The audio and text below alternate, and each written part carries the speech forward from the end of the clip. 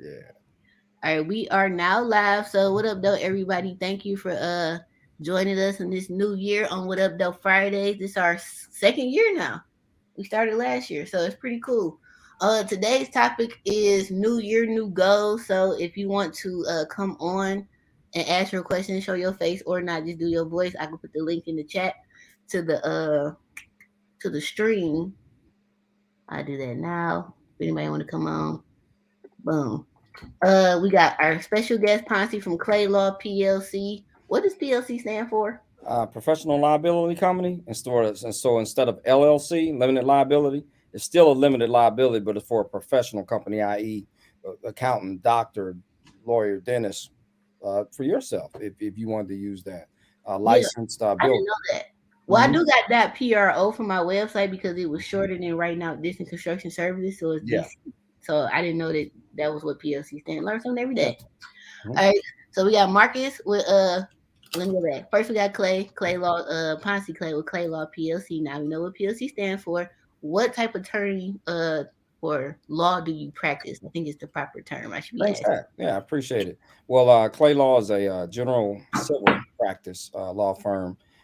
We specialize in a few things. Well, no, not specialize. What we do is we've had former clients in the following areas, and generally this is the type of work that we've been doing along the real estate along the real estate spectrum. We represent landlords and sometimes represent tenants and landlord-tenant proceedings in the greater Detroit area, the various cities in Greater Detroit. Most of our work right now is 36th District. We've done some things in Highland Park, Melvindale, Redford, and Macomb County. We also do quiet title. We've done some quiet title defense, which basically means somebody both says that we're fighting over who really owns this thing and try to Mhm. figure that out. We represent buyers of real estate, mostly residential, but we've done some commercial. We also represent sellers of real estate, both residential and commercial in the greater Detroit area. And then finally, as it relates to real estate, we also review, negotiate contracts. The things you want to do before you get into it, those Mhm. types of things. So a guide. So that's what Clay Law does. Some other things that we do is we dispose of probate real estate, i.e., the probate attorney or someone in probate may say, "Hey, we now want to sell this property on behalf of the estate." And through my brokerage firm, not as an attorney, but through my brokerage firm, we will dispose of that real property, basically list it on the market or find pocket buyers or wholesale buyers to buy the property. And so we do probate, and then we do some misdemeanor things. Misdemeanor meaning tickets, basic tickets, misdemeanor offenses, something that you don't spend more than a year in jail with. So, in summary, and then juvenile defense. I'm getting this elevator speech down packed. Juvenile defense, You 17 years and below. doing Yeah, 17 years old and below, who've had contact with the law, who's not charged as an adult. I go all the way to the mat for kids, period. I'm trying my good. best to break that cycle of feeding them up to the prisons. You also defend seniors because you came through for my I family. sure, I sure in the heck do. I mean, yeah. So the vulnerable ones, so called, right? Yeah, Right. he So came through for my children and great old aunt. people, I'll just do it. Yeah, Yes, he came through for my great aunt, y'all. That was awesome. The lady all next right. door. They've been dealing with this fool next door for like 10 years, maybe 15 years, to the Yeah, point where I had to go to court. And my aunt like, well, they don't know you, lady. Your name different. I was like, you right, you right. oh goodness. All Yeah. right, so So then we got Marcus with Opulent Realty team. Emma couldn't make it tonight, so that's why my guy Posse here. So thank you again, Posse, for coming last minute. We definitely appreciate it. yeah. So go and do your elevator speech, Marcus, for those who don't know who you be. Well, my name is Marcus Twyman. I'm the principal broker at Opulent Realty Team. We are a full service real estate firm. Um, and that's pretty much it. I'm gonna leave it at that. I'm gonna keep it short in the new year. There we go. And I'm Asia Denson, owner of the Detroit Property Shop, which is my wholesaling investing company, and Denson Construction Services, which is my construction company. But hell, I wholesale and invest with both of them. So that's that. So we got a couple church announcements. We are officially announcing Detroit Real Estate Weekend. So it's kind of like the tour that we've been doing for the last couple years Hmm. and the seminars we've been doing, but on a way bigger scale. So we have Ponce. He's going to be an awesome panel guest. We got some representation from the Detroit Land Bank who will be coming on. Veronica, who is over the rehab portion of the land bank. So y'all can ask them all them zillion questions that y'all be asking me. We got Trey coming from city planning from Detroit, and we got a lot of other special guests that we'll be announcing probably like in the next month once we get like official headshots and flyers. But the date is August 4th through August 7th. I posted the save the date flyer last week. Those dates are officially locked in because we don't put money down, so it's going down. If ain't nobody gonna be there, we gonna be there because it's paid for.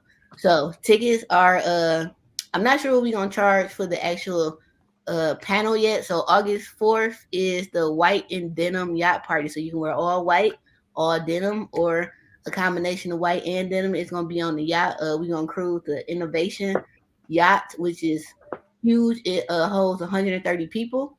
We're gonna cruise the Detroit River. I don't know if we can go over to the Canada side. I think I that's don't think so. pull up on you in the water. They will pull up on you. So that is going to include an open bar and food.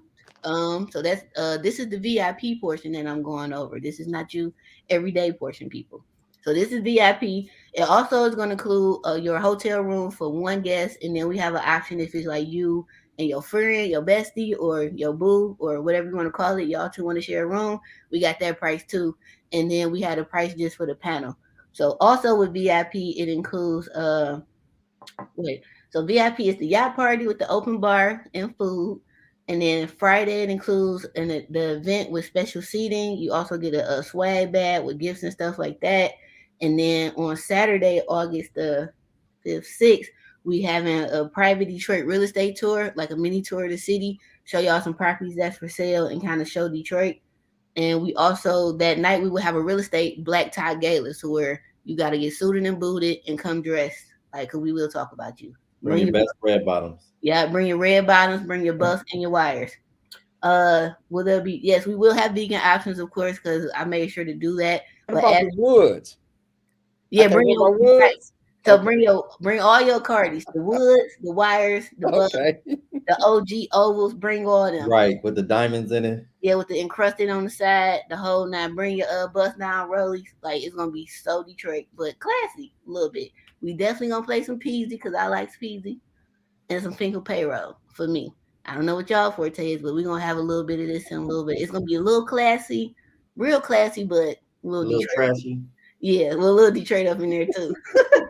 So the link is in the bio for those on Instagram and on YouTube. The link is in the comments and it's in the description box. So that's that. So y'all, that's all the only event that I got going on this year so far, unless something else comes up. But this is like the main event. It's pretty dope. We got a lot of special invited guests that will be announcing soon. That's coming out, like really big people that been rocking with us for years. That's coming. So it's gonna be pretty dope. So I definitely suggest you get the VIP one because that's when you can ask these special guests whatever questions you want while we in that, small intimate setting on the yacht. Hey, so, did you mention this is our 4th year doing this?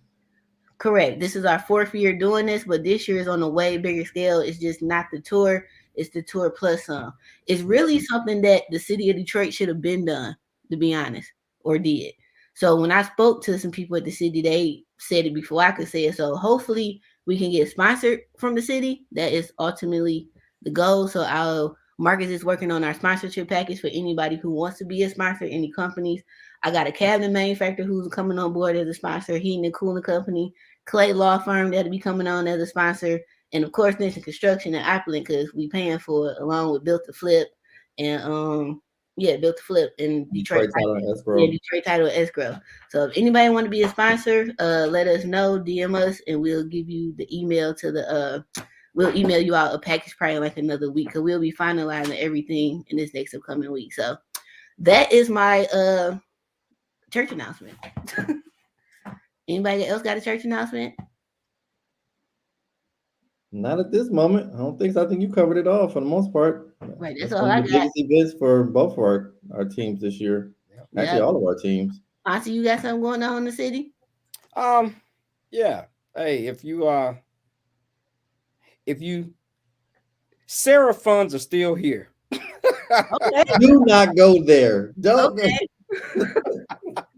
Sarah funds or some funding, on both sides of the equation. If you can stomach it, it allows ideally it allows the landlord to be made whole, or at least partially whole. And ideally, Right. it gives a little room, depending on the numbers. Again, you can't guarantee anything for that tenant to get their butt out of there without an eviction on them. So it's out there. I don't know how long it's going to last. Obviously, I'm not the government, but it's Mhm. out there. It takes some, especially for property owners, it takes a little like, oh my goodness. But those that are How kind of long? We talking 2 months, 3 months? let's go 2 months right now. But things are getting more streamlined, at least in Wayne County, more specifically in Detroit, because Mhm. Detroit we have a big caseload. But I just did some again, like in some of the smaller cities, and it didn't take that long at all. Wayne Metro, at least where I'm working, well, the people that I'm working with, Wayne Metro is doing that, and they're getting the system together. They really are. They're working hard. They hire more caseworkers. They're trying. Oh, But that's good. yeah, yeah. So that's for now, right? Right. For Get it now, while it's hot. yeah. So the topic is New Year, new goals. I'm gonna go with some of my goals. My goal this year is to officially hire an office manager. Unfortunately dealing with grieving with my mom. I took 2 years off basically. It'd be 2 years this year, which I'm grateful that I was even able to take 2 years off and not work and just really pick and choose. So I'm grateful for that.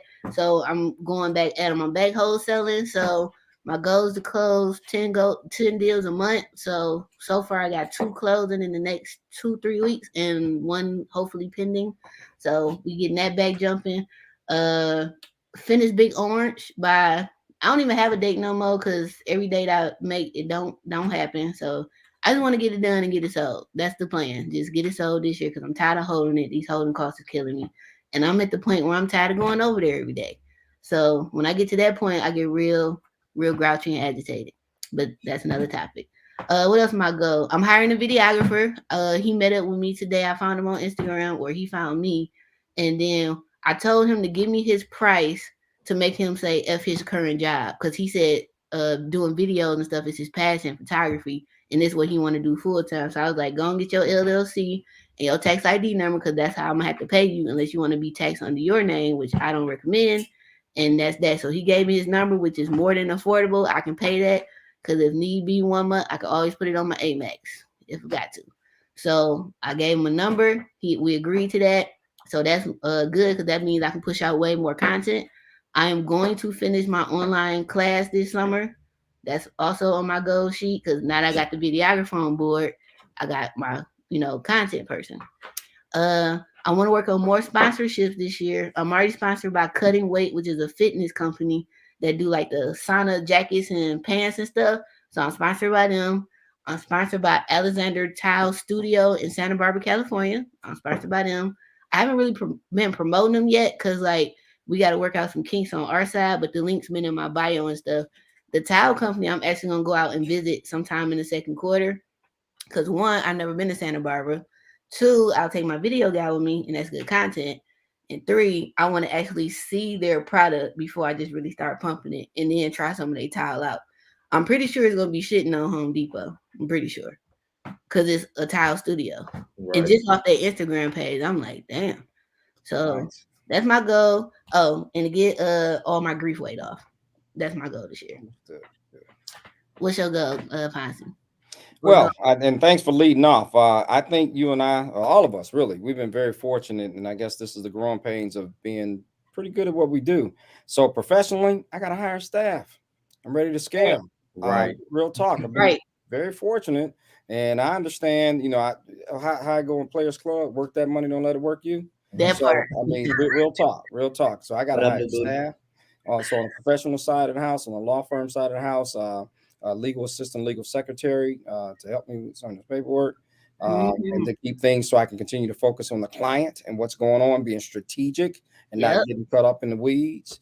On the real estate brokerage side of the house, even though I tend to do it more boutique one-to-one, that's not my space like my colleague Marcus or the other folks that have 2 or 3 agents.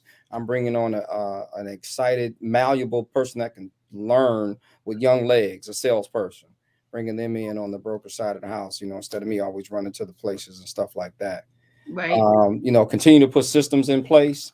Frankly, what we always talk about, right? Make sure that, that the CPA is good to go, that my tax folks are good to go. The Always. team that we always talk about, the team that I got to build around me. I might be an attorney, but an attorney who has themselves as their own client is a fool.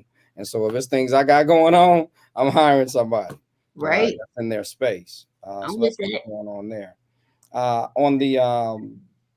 on a personal level, I should say, I own, or my company own, a few properties, and I watch and I armchair quarterback and I learn and I watch you and see people. Now I'm ready to put a shovel in the ground. Now I want to be able to now earn my stripes. And what does that feel like to go? Okay, let's get started. Okay, what is this capital stack? Okay, what is this pro forma? Okay, what are these holding costs that Asia speak of, right? Okay, I now got to hire me a property manager because I'm not going to be the one talking to these folks once we do the leases, right? Mm-hmm. So my goal is to step into that with the I guess cut my teeth for real with those things, and then finally.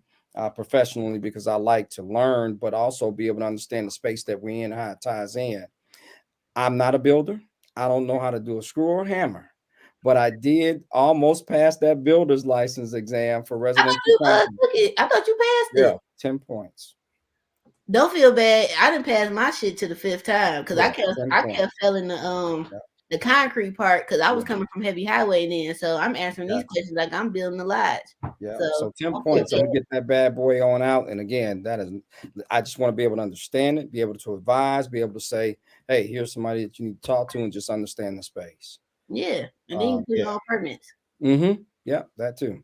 So that's what those are my very tangible goals that I've already took one step in trying to not trying that we shall attain them. There you go, affirmations. So Absolutely. in December of this year we're gonna revisit this and go over Okay. it. Hold me to Right. it. Got it. No, we going over because I already got the topic set up. I gotta just go have my VA going there. So I gotta go back to add to mine because you made up a good one. I've been in business 11 years and I did this all by myself as far as the office side. Like I got an amazing subcontractor team, but I know for me to get to where I want to be, I know I gotta hire the help. So I remember I put out a post like a year ago, and I finally went through the emails, and girl was still interested, so she wants 30,000 a year part time work at 20 hours, and I'm like, damn, I kind of wanted to be full time, but part time is cool because then there's no benefits or nothing like that, so they keep my costs down. And then it's like, where I'm gonna get this 30 grand from? Even though I know I got it and I can do it, it's just the fact that like I gotta really pay somebody some money now for some stuff Well, that she I'm used to hopefully doing she on will my own. produce you more than 30 grand. So you'll be able to pay her Yeah. 30 grand.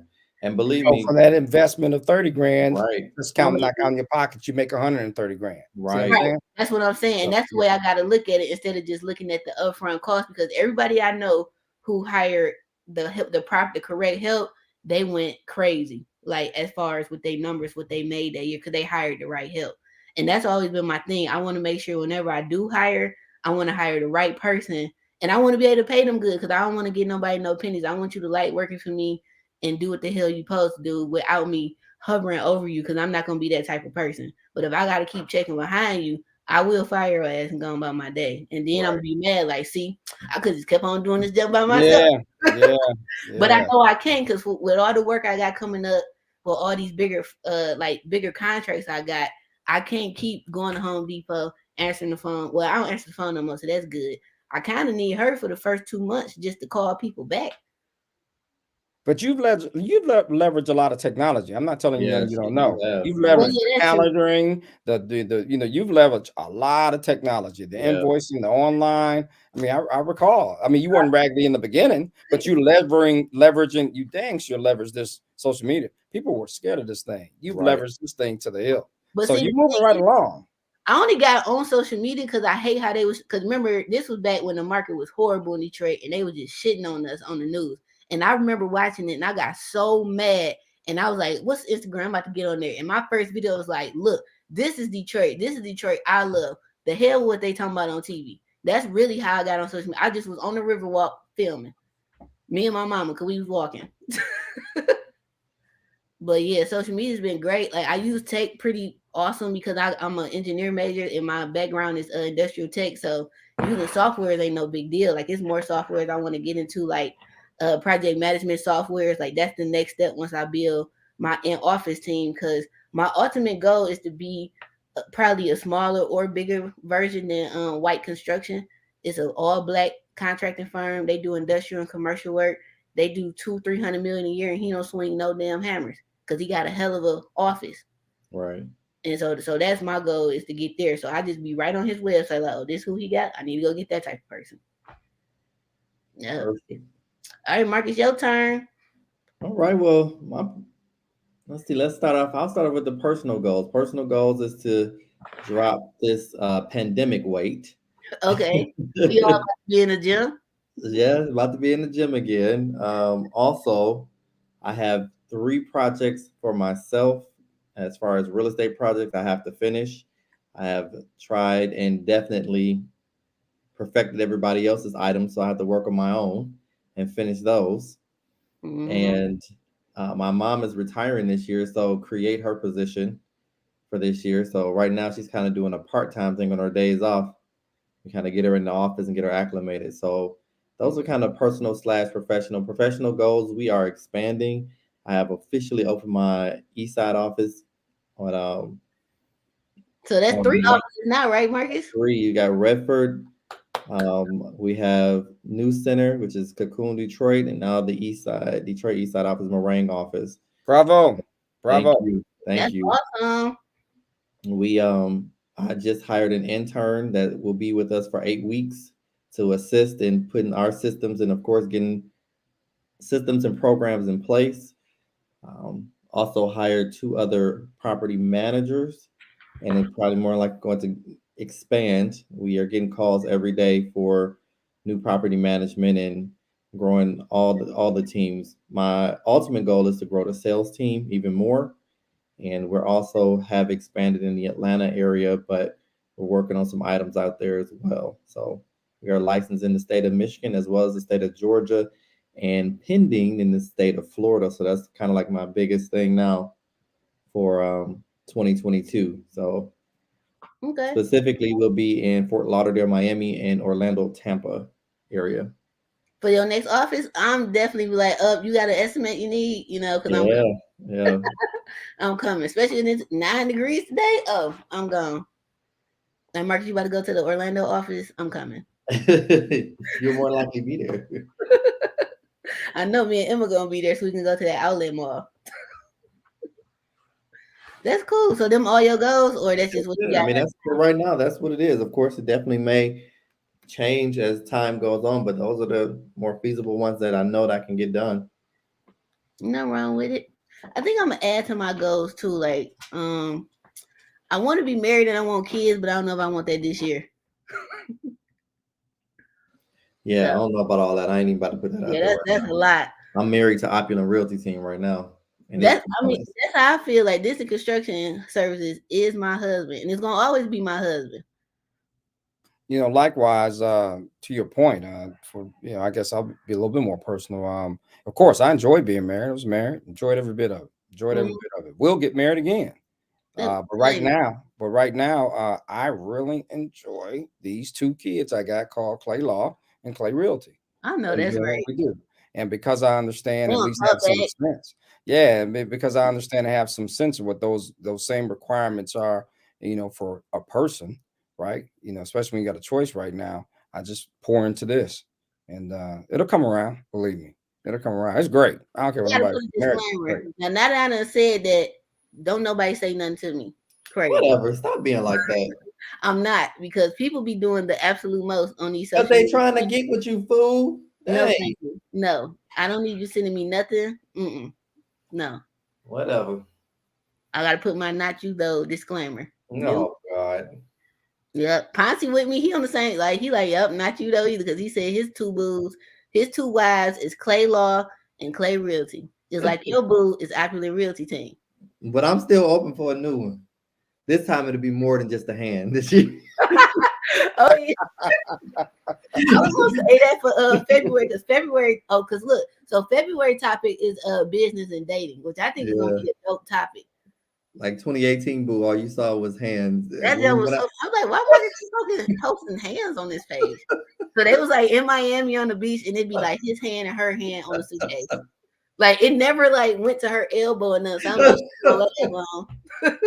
No face, no case.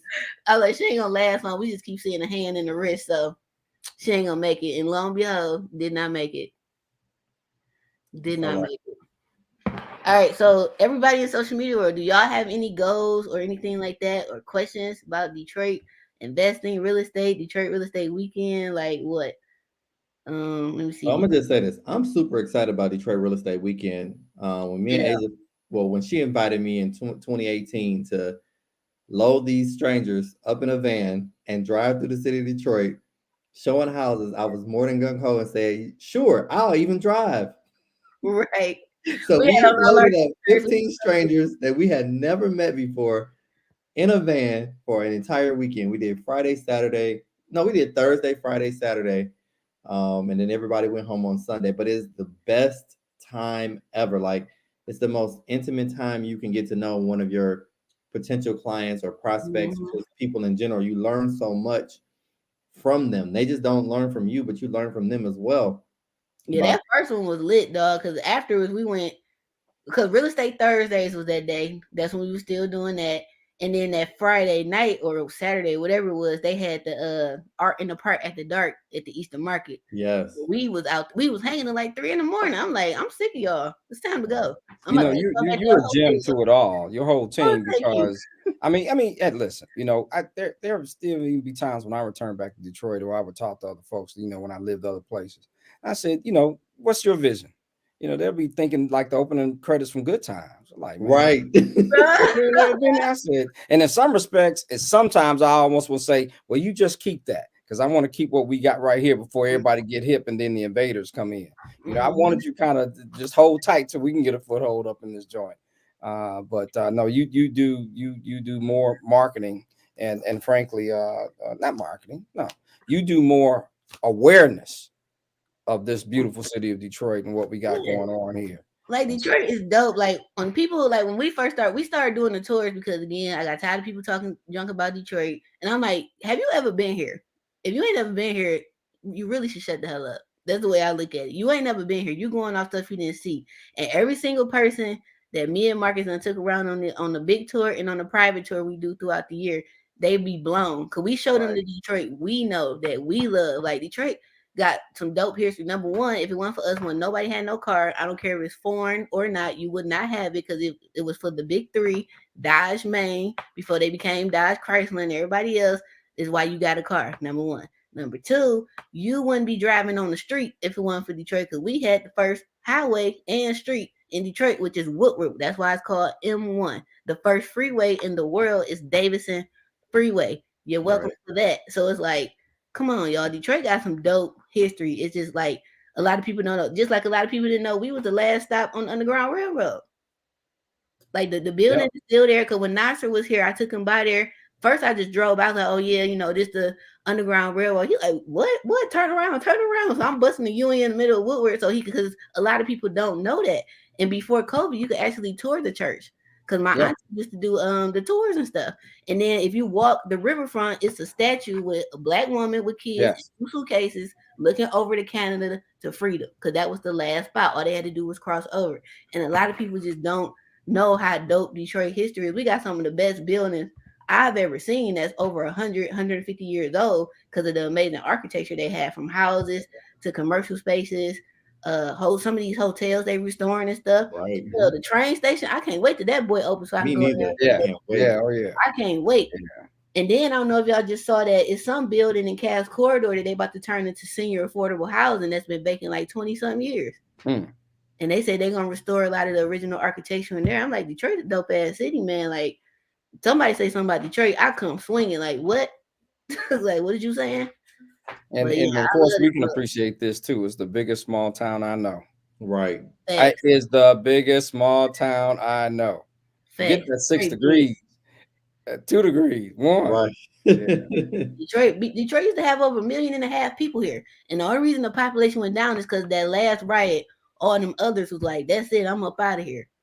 But before that, Detroit was on point, and it's getting back there. Like I gotta keep telling people, once they fix the school system, that is the last thing. Once DPS is fixed, which is gonna happen, because there's too many other cultures and races moving here that want their kids in public school. Once that happens, you will not be able to afford to come to this city if you don't already live here, and I it's mean, already honestly, it's getting expensive now. I mean, it is happening. expensive now. Like rent now is increased drastically from what we used to rent a two-bedroom for at $550, $650, $750 is now a Mhm. minimum of $800, and that's not even high end. I mean, they can go But to your as point far as too, 1150.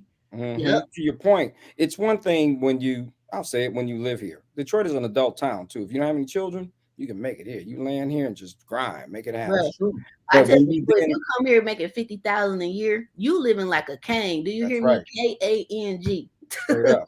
But here's the deal. To your point, Sister Asia. Mm-hmm. Then you move into Detroit and you go register your kids down at that local school. Mm-hmm. Right. So my thing is, my head really is going to turn when I see that station wagon pull up and she takes her kids up in there and she joins the PTA.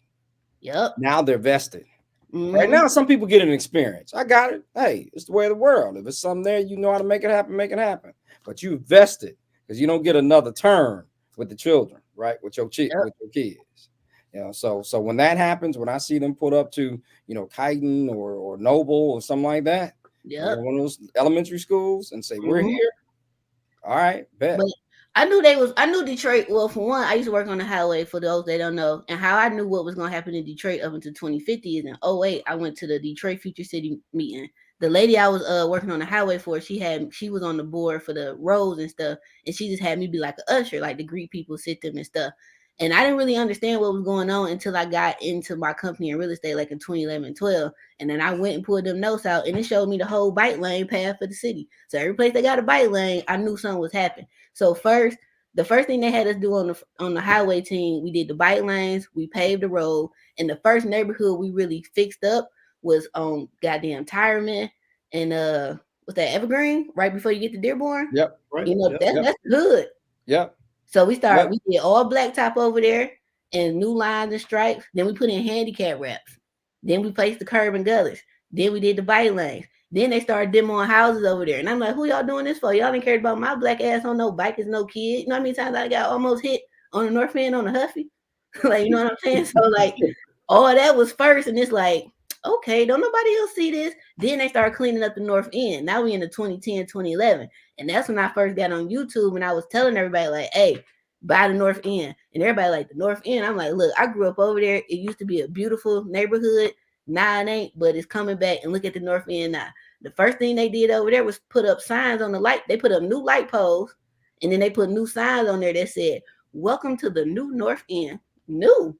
And the second thing they did when I was strolled through there, I'm wondering why they digging and stuff. They put in efficient gas mains. Yep. Right. They They had to updated spend all the $5 utilities. zillion on your Yep. heating, and now they've updated the electrical structure. Yep. They updated all the utilities next. And then they Miss Bennett Park always been straight. But then I started seeing Asian kids over there with their family getting pushed on the swing. I'm like, where the hell this person come from? So now we into like 2015. And then I did my first rehab over there for a white family who moved from California. The husband was a teacher and the wife, I think they both was teachers. And they moved over on the north end. They bought that house from the land bank for $38,000. When I got done with that rehab in 2019, that boy had paid for $340. 4-bedroom brick, big dumbass house. And I kept telling people about it. Now a shell in the north end is gonna hit you for $100,000 to $150,000 for a shell. Just like my neighborhood, 4214, Island View, West Village and stuff. Shells over here, 100,000 easy. Literally, Right. you walk in and can see the sky and can see the basement. It Yeah, can I be knew on that roof. Detroit was Straight up. definitely gonna come back. Hell, I still live in the university area, 48221. Mm-hmm. And that in this entire area was always surrounded by two colleges. And every city that I lived in, visited, always had a thriving university area. And everywhere there was a university, it always seemed to thrive. So I'm like, yeah, it's going to have to come back because the colleges are not closing anytime soon. These are major facilities. That's just like Wayne State. Wayne State that's Cass Corridor. Right. Man, used to leave like the one semester I went to Cass, when it was time to go, it was gone. Okay. It was all type of night walkers during the daytime doing their business. Okay. Cause remember that liquor store, which is now like a fancy boutique Right. market, was Had the the pizza best place. pizza after school. Right, had the best $1 dumb slice of pizza that you can get. Okay, not no more. They selling salads and cheese sandwiches and crackers with the grapes. Okay, they not Wow. doing that no more. And then all them buildings over there, Dan Gilbert and them bought them up, and they got fences around them. So whenever they done with downtown, that's gonna get rehab next. And then Michigan is a dope state in general. We are a big blue collar state. So like to make money in Detroit, you really don't need no college education. Well, at least growing up you didn't. Now you kind of need a little bit of some type of skilled trade. Yeah, you just we're a big skilled trade, a blue collar skilled trade, I should say. So construction's always been big here, industrial. We got the plants. They forced like my goddaddy and all my family out because they've been in the plant since they were 17. So you go from $10 work week, which was the jump back in the day, to now I'm getting $70 an hour and I'm an electrician for Chrysler. Yeah. And With you know how many benefits. With full benefits, and you might work 10 hours out the whole month because the electrician only work when it's a shutdown and they do a changeover. The changeover is what, 2 months out the year?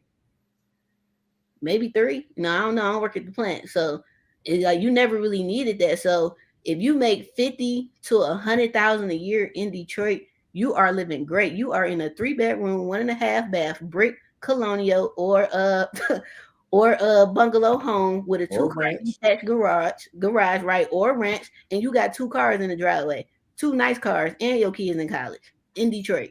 Like Detroit cost of living is really not that bad. And then we don't tax food.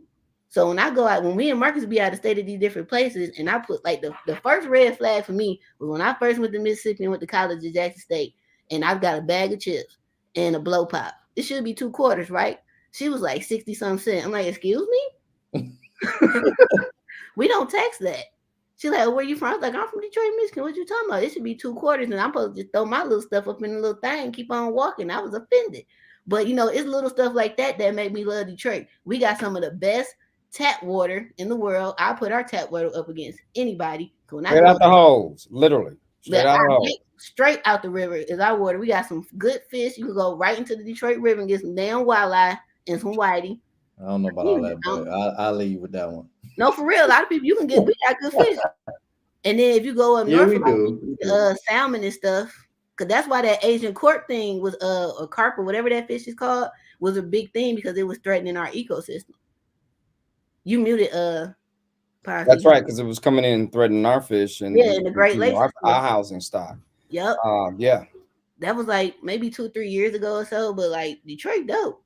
And then we got beaches. Like you go up to Traverse City, we got the sand dunes. Like, man, Michigan dope. I'll put us up against anybody. It just get cold as hell. And in the fall when the leaves change, oh, it's so beautiful here. And here's the deal. I can deal with the cold. I can even deal with the snow because I've lived in some places where it didn't get it got cold, but it had ice. And believe me, I ain't touching it. I'm not driving. I'm not moving. Mid-South, Tennessee, those types of ice. They didn't get the snow. They got the ice. Snow, you can drive on. Just got a bunch of snow and ice because my family been off work all week. That ice is no joke. You know, another thing too about Detroit proper, and you spoke about this, our intermodal system, right? The highways. You literally, in the way that things are, the way that the spoke system, you really can get from one side of Detroit to the other in about 15, 20 minutes. Right. You get off that freeway, keep on heading. You can do where you need to go. Right. That's my favorite slogan. 15 minutes. I'll be in 15 minutes. Yeah, you can get there. And then for more of an intermodal or international logistics type thing, hey, we got a river, we got an international, we got a waterway, an international waterway, you got the airport, we got the railheads, we got the surface streets. We got a port station. And a port station. Yeah. So those that are in that industry understand that. And then of course both skilled and I should say a skilled workforce and then a experienced unskilled workforce. Meaning they know how to get down, get in there, make it happen. Yeah. So I mean, believe me, there have been some places that I've lived or experienced. It wasn't about how far away it was. It was how long does it take to get there, right? Because it could be literally about 5 miles away. But when you get in that traffic and you're in that DC traffic and all that other traffic, is like, holy cow, it's gonna take me an hour and a half to get there. Look, when we went to Jersey, we went to Big Business event. He gave us free tickets, so we went to support him in October. And so we like, all right, we by New York, so we're gonna go up there. Right. We for like hours. I was getting so mad. I was like, we could turn this bitch around and go back. I'm sick of this. But Marcus like, no, we gotta commit. We almost there. I'm like, we've been in traffic for an hour and a half. Like it took an hour and a half to go 20 miles. I was like, there's no way in the hell I would live here. No. We had to stop and get lunch at a pizza place just because. Yeah, just so we could, because I was getting so agitated. I'm like, If I didn't had him with me, I would have just turned around and went back. That's why I didn't even drive because I was aggravated. Like for real. Like, but that's one thing I do love about Detroit Ponce. I love that I can come up off the freeway and take a street and still get to my destination. Cause we do that on our tour. We don't touch no freeway on No purpose. freeways, and we show them that you Yep. don't have to take the freeway at all. From the time we Mhm. pull out from the hotel to the time we return back, no freeways. We stay all street from the east side of Detroit, starting from downtown Detroit, going through East English Village, Yep. um, all the way through to the university and back around to downtown. And of course, Yep. it's been a minute since I've taken public transportation, but I remember that too. Jumping on that decks of that Grand River, that crosstown, and wasn't none to Yes. it. I Get you mean, Right, everywhere. you literally it dropped you off. Well, dropped my father off at the plant right there, whether it be Pole Town or down Yep. on 4th Street, down at Clark, down there at Cadillac. I mean, you could literally get your bag, get your going, and that thing was running. When we was kids at the festival, that last bus you was stranded down there. You can nope, catch that Hey. last main bus all the way back to where you was going. Yeah, because I remember taking the bus for the brief time I did in Cadillac Square before they moved it to the little Rosa Parks Transit Center, which is beautiful, by the way. Like, I've never been in there, but just driving by, I'm like, dang, that's where they take the bus at now? Like, that's beautiful. But yeah, we got that. And then, like, we the Motor City, everybody got a car. Like, me and Marcus had a mutual client come in town. And the first thing he was like, man, y'all got a lot of muscle cars. And I'm like, dog, we the Motor City. What are you talking about? We make cars. Everybody got. I'm like, look, most people in Detroit have two cars. They have a winter car, which is just a little putt, a shooter, or they got a truck. And in the summer, that thing gonna come out. right. You're gonna see that sports car. You're gonna see a lot of old schools too, especially around like July, because that's when we had the big international dream cruise, which is huge. And you're gonna see cars from like Model T up until today, just cruising down Woodward. And you know it's getting close when you just start seeing them in the neighborhood. Hold on, what somebody say? So we got a question, y'all. What do y'all think about the bike lanes on Hamilton? That's where your property at, Ponce. Yeah, well, it's just sort of like the way when folks weren't used to it yet on Kercheval. When I went through there one night, was hidden ish. I'm like, what the world is going on? Yeah, I know man. what you're talking about You know too. how Kirksville look now. Kirksville, man, I remember when they was working on it because I live over Yeah. here. And when it got done, I was like, how the bus picking up in the middle of the street? I'm about to Yeah, hit this lady. yeah. So the ones on Hamilton, Hamilton is always, for those that know, it's been an alternate to Woodward or I-75. That's Right? right. It was a straight thoroughfare you can get from one end to the other and be hitting the lines with no problem. So we'll see as the traffic picks up. I have kind of seen some folks kind of park kind of different. I've seen some evidence of what's that when they hit that little plastic curb. but in the summertime, to your point, years ago, I would always see the bikers come through there, whether it be motorcycle, the cyclists, those of Caucasians, and they would come through there 50 deep. And and again, I'm just paying attention to what's going on. So I'm like, what make you stop here? He's like, maybe have a beer or a sandwich. I was like, okay, bet. And then that one night when I saw not even, folks jogging with ponytail swinging at dusk without a dog, no fanny pack. I'm like, okay, here it comes. When I regarding those bike lanes, we'll see how they're going to use it. But hey, they're there. You know what I knew Detroit was really changing other than when I worked on the highway? Well, this was on the highway too. We was paving and doing handicap ramps on Myers and Grand River. So we over there. Now, it's hella vacant houses over there. Straight hood, you got the railroad tracks. It is a Caucasian family walking down the street with a baby. Like, good morning, good morning. I'm like, baby, do you know where you at? This like 2014, no, I wasn't working there. So this got to be like 2011, 2010. To your point, I had the same thing happen on Hamilton because I was over there all the time, and she was at the bus stop. When I did, I swerved around. My heart was like, I was like, you good? She whipped out her little phone. I was like, yeah, I'm waiting on Hamilton to come and should be here in a minute. I was like, okay. I was like, all right. And I was thinking to myself, anybody that's from around here ain't gonna be standing out here at this time where we were. But then I said, hey, and believe it or not, I kind of backed off for a minute because I don't want to seem like a weirdo. And they stood right there and got on that bus and kept it moving. Okay, another thing, my street, one block over, it was a Section 8 building on the corner. We've been here since 2000. We moved here my senior year of high school at King, right? So then we in summer of 2014, they was gone. And I'm like, y'all just gonna renew nobody lease? So now it's condos starting at 300,000.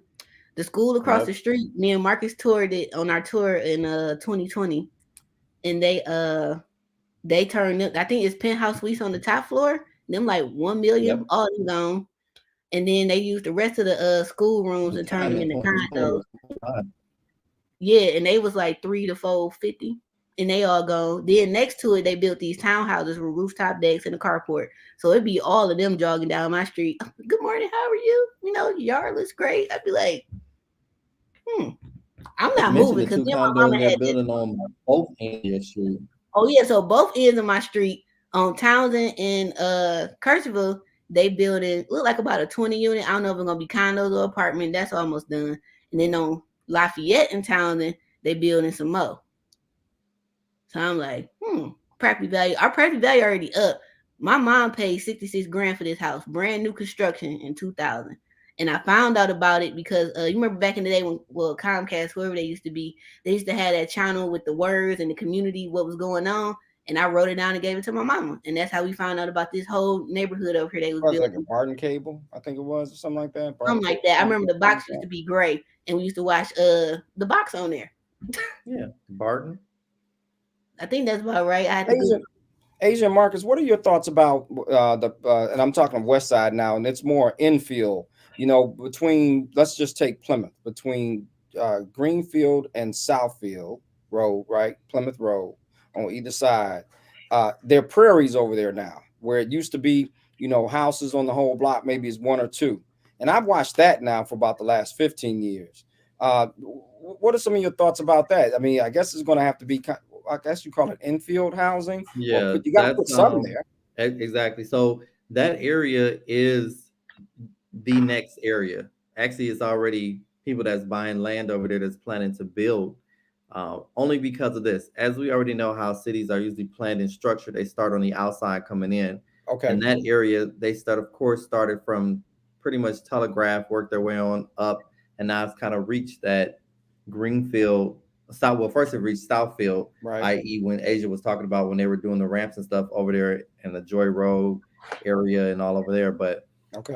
yeah, now that infield area is starting is here and is going to start to develop now Do you because think they're going to put them on slabs, or do you think they'll have basements, Marcus? I'm just curious. I think they're mostly gonna have slabs. Yeah. Yeah. Okay. Yeah. Yep. It's mostly gonna probably be those slab colonial or slab ranch style homes that they usually build, but they're gonna start to build over there. And if you can get some real estate over there, because I'm gonna go grab a couple of lots too over in that area. Number one, you have to remember the migration from Dearborn Heights, because Dearborn's prices are extremely high now. So they're all coming from over there, working their way on up. And then everybody coming farther west who's getting priced out of, just to say, University, Palmer Woods, Fitzgerald, everybody just continues to move more inland and more west. So they try to find where more deals are where you can actually make some money now. So yeah, that's definitely a good Okay. area. Thanks. Yeah. I just kind of curious. I mean, I kind of figured as much, but I know, again, I wasn't in that space, but I've watched it. Two major roads, Southfield Freeway, Greenfield, get you east to west quickly, Facts. north to south. Well, from when I went to that Detroit Future thing, I remember the ultimate goal is for the city of Detroit to look amazing from the outside looking in. Right. That's everything down 8 Mile, shit, Everything down Southfield, Grand Michigan, River, Michigan Avenue type of yeah, yeah. Telegraph. So that's like Brightmore. I But know pretty they're much gonna do like Brightmore. start with major routes that when you're coming in from the airport and you Yeah. start to hit the city. So usually you start to hit the city at Southfield Freeway. Telegraph is that borderline, but it's always been pretty fair. But you really see the city once you get to Southfield because you're getting more inland from Southfield Freeway. 94. So they pick all of those things. Anything off of 94 off of Southfield. That sounds about right. Like, so the whole city eventually gonna get gentrified. I think the next area is gonna be 94 and Shane. It's just too much. It's too much land over there. They already replacing the bridge. You got yeah. you got the by gym, the plant right there. And that old well, I think on Ferry and Shane, it's a The old market. yeah, Yep. yeah. All that right there. And Yeah. it's just so much land. Yeah. And then they turned that elementary school into a precinct on Shane, like a block from Matt across from the post office. That's a precinct. That's been there a couple years too. Hold on, you muted, Ponce. Yeah, they sure did. You're Yep. absolutely right. You sure? Yeah, I was thinking through what the area, and I know the one you're talking about over there. Yeah, Yeah, then you right got across from the post office, right? yep. And then Mm-hmm. you got Detroit Edison Academy over there. You got the Eastern Market right there. Yeah. So I think that whole 94 and Shane, because the ultimate goal was for them, like for everything from the outside looking in, and then from 94 coming downtown. And if you think Right. about it, it's happening because it It started is. downtown, and then they just started working their way up Woodward. Then they start going east and west. So they hit Southwest, then they coming up. Now they hitting Brush Park, which is where my aunt lives. And then you come up with some more, you in Midtown, then it's North End, then it's Highland Park. Definitely gonna Right. come back. I don't care. Me and Marcus had this argument for years. I'm like, look, they gotta fix Highland Park because once the North End gets saturated, it's gonna just keep coming I up. mean, I agree with you. They're in Highland Park now, and when True. we was having this conversation over the last couple of years, they were always in. People were always developing in Highland Park. It was just, I'm from the West Side. I just wasn't. That You wasn't my just didn't want to give it stomping up. ground. Absolutely. Well, Yeah. no, see, I knew because so if you in Highland Park from Woodward to Oakland, right? Hmm. And then from Woodward to Hamilton, you got Boston Edison House, not Boston Edison money. Right. And so I always figured that's why that's gonna pop. Because you Absolutely. get in the same house, either you're gonna get a big ass 2-family or it's gonna be a big old 1-family. So that's why I think Highland Park. And then with that Amazon plant that's almost done at State Fair, Oh, that area over there, it's over now. it's a Everything wrap. behind there is It's a wrap. is done. It's a wrap. Yeah. And I had been telling people to buy over there when they first broke ground for the damn shopping center. When Right. Magic Johnson them first announced what they was about to do, I'm like, y'all might want to buy everything over here. Now you can still kind of find something. Now you're on the east side of Detroit, 48234. Mm-hmm. If you're going across, so you're at John R. Once you pretty much cross John R. And when you cross over 75, you can still get some adjacent to that development as well. That's affordable. But at the end of the day, that's still a viable area too, because that the Quinder Conant 8 Mile out East Outer Drive area has always been Very um, nice. Brick house, very all nice, brick. and it's popular because it's not too far from the mound that From not J Nap. What's that? That's Dodge, right? That's a Dodge. yeah, Mound and 8 Mile plant. Yeah. Can't remember the name of it at the moment. Dodge stamping, Warren stamping. Yeah, Warren's no, yeah, Warren Stamping. I want to say. Mm-hmm. Yep. All right. Somebody said I see a carnival coming down Grand River with peacock feathers and all. I wouldn't be surprised. Me neither. I would not be surprised. Let me see what questions we got on the gram. What up, though, to y'all too? All right, somebody is saying they consider purchasing a multi-level in Detroit. Could I find a 4-unit? Hell yeah, we got hella multi. Y'all got to remember, Detroit used to have 1.5 million people here. So we were housing all those people with no problem.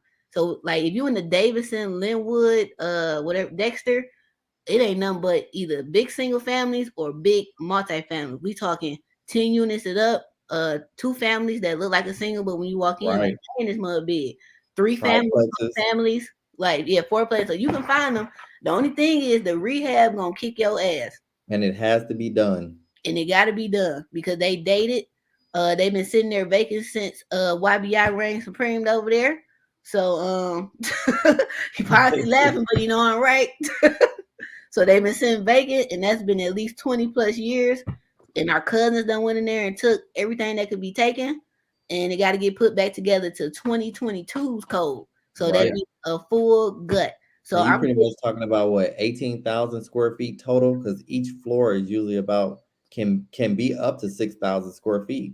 Because some of them right I now don't we have know. one we got one on Buena Vista that's a 3-bedroom, 1.5 bath, 2-family flat, including the basement. I know this 24 unit I got to submit a bid in for Monday. That mug is almost 200,000 square feet. Yep. That's just square feet. And and let me tell y'all something who don't know about rehab. When y'all see square footage, that is not the same amount as wall space. your wall space is going to be 3 to 4 times as that. So if you got a 10 by 10 room, you got 100 square feet, right? Which is really just your ceiling. Then if your wall is 10 by 10, that's 100 times 4. So that's 400, 500. So that one room is 500 square feet of wall space that has to be painted, including the window trim and the door trim. So when y'all see these paint estimates that's high as hell, that's why. I don't care if the house is only 1,000 square feet, so you only want your ceilings painted. Is that what you're saying? Because that's really what that is. So like, I just Okay. want to put that out there. But for And see, and I mean, I know that's obvious to you, but that's the value. Frankly, that's the value. Don't take a shortcut. And I'll say it: if you're going to come here, hire people here that understand what's going on, those that can give you that value, so you can make informed decisions. Right. And I'll tell you from the legal perspective: are you going to pay for it in the beginning, or you going to pay for it in the end? And you Believe say it me. again, Pun. You're going to pay for it in the beginning, you're going to pay for it in the end. Use it, think of it as a business expense. Don't cut them corners. You'll be satisfied by it, believe me. Right? And Because a correct lot of me my if other I'm work wrong. is makeup. And I try not to make them feel bad. And I go, first thing I do is, did you try to work? Nope. Did you get an inspection? Nope. Right. do you even have updated pictures before we even get there? Because them I hear pictures you. look like 2010 from Google. That's So the correct first me if thing. I'm wrong. Like once we get to court for evictions, pretty much the court kind of already looks at the landlord as a slumlord if you do not have the correct certifications for this property. If it's not registered as a rental property, if you don't have your CFC, I mean they're not trying to hear it anymore. They're Wait, not what's at all. what's the CFC markets for those that don't know? Certificate of compliance from the city of Detroit saying that the house is safe and habitable. It's passed the lead inspection, and it's lead free. It's free to live in. I mean, they've said deemed it a nice, safe, habitable place to stay. And Mm-hmm. that's what I tell a lot of these owners is that you have to work towards that. But then you want to get mad when the courts, of course, are, correct me if I'm wrong again, Ponce, adjourning these court dates because they have to make sure that they're making the right decision because the tenant could be right. It's not a safe place for them to be or has issues. No, you're And absolutely correct. it's You're nothing absolutely to correct in your scenario. disprove their complaint. It's nothing to disprove because you don't have the proper registration for this property. It's not registered. There's no CFC. There's no lead clearance. So they have to kind of they have to take that in consideration in the complaint. Mm-hmm. That's a fact. And like Absolutely. so somebody just asked about Indian Village for single family. Let me tell you something. If you can't afford a regular Detroit bungalow, don't you buy no damn Indian Village house. Do you Please know how don't. big them houses is? Number one. Number two, you will pull a permit for every single thing you're gonna do. Number three, everything you want to do outside got to get approved by the Indian Village Board of Directors or whatever they call it. Number four, them neighbors gonna be on your head and you only gonna work doing business hours. So that's gonna be 8 to 5, maybe 6. Because Indian Village is not gonna play with y'all. Boston Edison ain't gonna play with y'all. Rosedale Park is not gonna play with y'all. Green Acres is not gonna play with y'all. These neighborhoods, Sherwood Forest, University District, none of them. All the neighborhoods I just named have hired security, and they will politely tell you like, look, working hours are from 8 to 5 or 9 to 6 or something like that, and you too loud, you gotta pack this up, and you gonna pack up and leave, or they gonna call Detroit police on you, which gonna be there as soon as they hang up the phone. So if you can't rehab no regular basic Detroit house, don't even go to Indian Village because now you get into the $1 million game. Right. Because The we talk, historic commission thing. You actually yeah, even had that additional thing in the in Detroit being your stuff signed off again, from what I heard. Don't you're know. right. I'll leave that to you. But that historic, you got to go to the city and get cleared by the historic commission if it's an historic area. It needs to look the same way, or Yep. the aesthetics and things like that. And a lot of them Indian Village house got slate roofs on, and guess what you putting back? A slate roof. You ain't putting no Home Depot 3-dimensional shingles on that baby. You putting a slate roof, which is gonna cost you at least $50,000 to $100,000 just for the roof, because the roof is so massive. A lot of them are like castle type roofs, and they got a lot of different peaks and eaves and stuff like that. And then don't let the house on the roof on the carriage house need to be replaced. Oh, now you at 150, and all you did was the roof. And then they got, and most of them houses, I don't think is it any frame houses in the village, maybe 2 or 3. Yeah, probably two or three. And those were built probably way later in the 80s or something like that, or 90s. I'm gonna say the 80s, 70, 80s, something like that. I'm gonna say maybe the 50 because them houses is 50. dated. Yeah. And Because them they actually most look of them out is of place for aluminum. the most part because you got these big castles and then you got them little tiny frame houses. Yeah, because they got aluminum siding on them. Them ain't even vinyl. So yeah, them No. probably got built 40s or 50s or something maybe. So yeah, if you can't afford no regular Detroit house, you can just go and dream about Indian Village. But yeah, you was right about the historical stuff. So when the couple houses I did in Boston Edison, and I didn't know none of this till it was time to go pull the permit. They was like, "Oh, this Boston Edison," and even Atkinson. They consider Atkinson division behind Boston Edison historic. You got to get approval for that too. And so I had to submit a letter to their board. I had to put every product that we were using outside, paint, trim, everything, gutters, in this proposal. They had to approve it. The only color I know they approve is white. When you get into like white, tans, khakis, like the neutrals, they approve. When you start getting into them colors, they look at you like, hold on, we got to talk to the board and come back. And in Boston Edison houses and stuff, whatever window is there, you got to replace with that kind of same window. So you can't go to Home Depot and put no Anderson up in there. That ain't happening.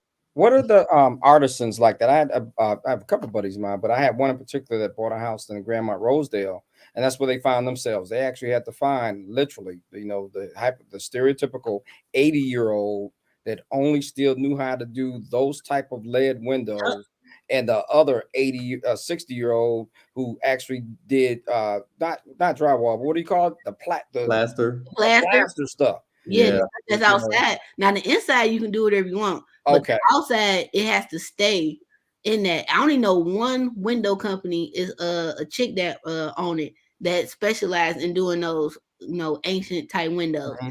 And then if you want to keep the windows to get the lead off, they got to come out, take their time taking the window out because they can't damage it. Take it to their plant, dip it in this special lead free solution, and bring it back.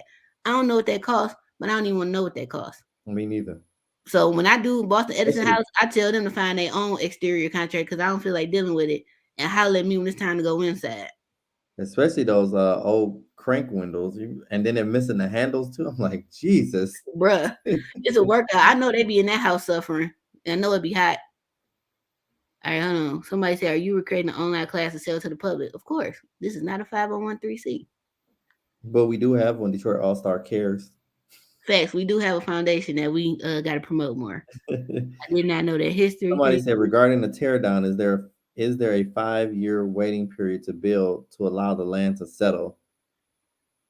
I never heard of that. No, maybe Tiffany's referring to. Well, I know back in the day, specifically in your area, Asia, where all the trees were planted, when they were incorrectly tearing down the houses and all the asbestos and lead was going into the soil. That's the reason why they planted the trees between the 5 and 10 years, so it could cure or take out the toxins from the soil when they were incorrectly demoing those houses back in the day. I'm not sure. That's a very good question. Now, go ahead. I'm just saying, but now they're properly removing all those things now before they do demolition of a house. But at one point, yeah, you did have to wait, not for the land to settle, but for the land to, what is it called? Kind of cure.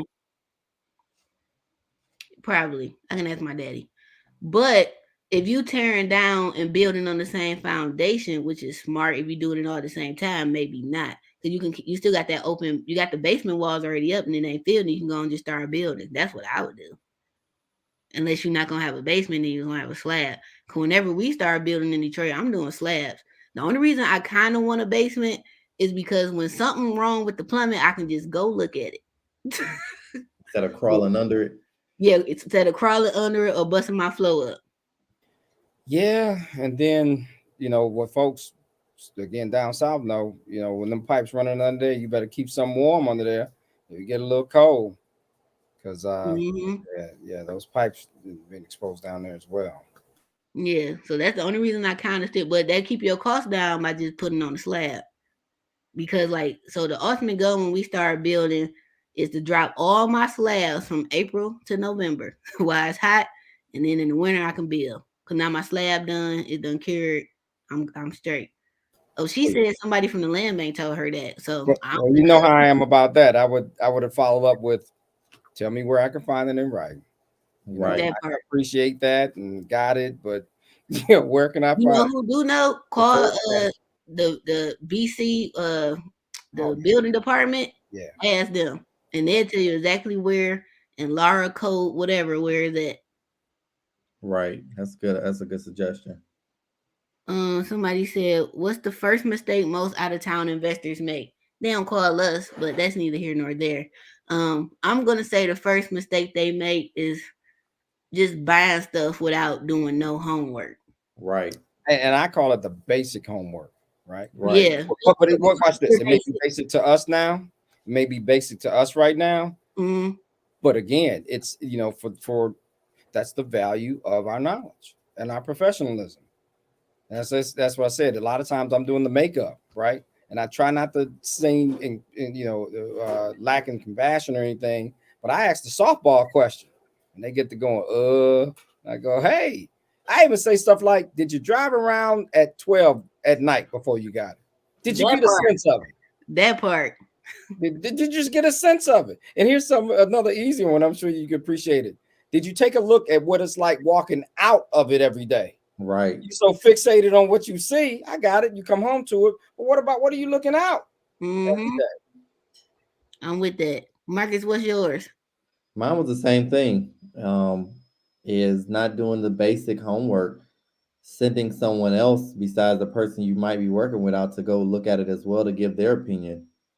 I mean, even as a professional myself, I still encourage, hey, do you have a friend, a family member, or an associate that lives here that can go look at it, or either pay somebody else to go look at it because I may not see something that they see. I mean, Yeah. I'm open for that, but that was really my main one. And number two, hiring these back page handymen from God knows where. Like we have a whole you have a yellow pages yourself, you have work of people on Instagram. Like I don't know where they get these people from, and they pay them thousands of dollars in cash app. I, Uh, Bruh. I have Sean, no clue. And then it's like when we ask for a check or something like they go bananas, and I'm just like, but you just pay somebody 30 grand in cash that went OD'd on your money, like. Bruh, that happened to me. I got a client when he out of New York, and me and him still cool to this day. He only called me when he get played. He even told me that because he that cheap. So I did his first couple houses for him, Boston Edison, Action and stuff. Then he went and found his own people. Okay, no problem. Best of luck to you.